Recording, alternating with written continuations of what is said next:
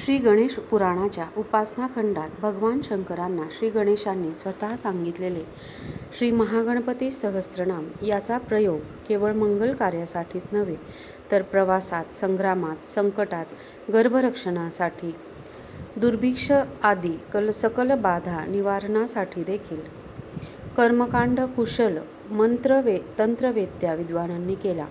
अर्थ समजून स्तोत्र म्हटल्यास त्याचे विशेष फल प्राप्त होते. मराठी अर्थासह हे स्तोत्र सांप्रत उपलब्ध नाही.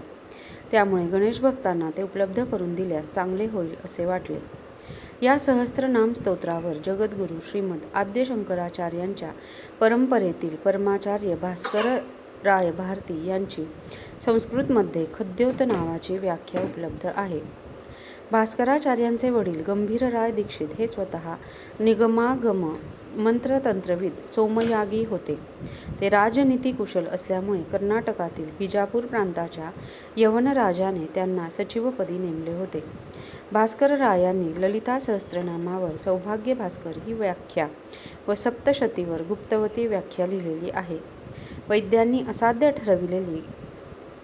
ठरविलेला कुष्ठरोगी त्यांनी भगवतीच्या उपासनेद्वारे बरा केला.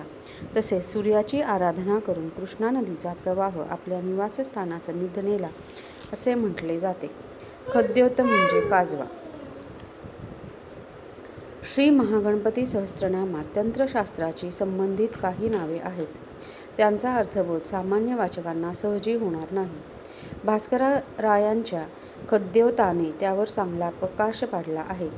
या प्रपंचामुळे भाविक गणेश भक्तांना फायदा होवो हीच गणेशचरणी प्रार्थना.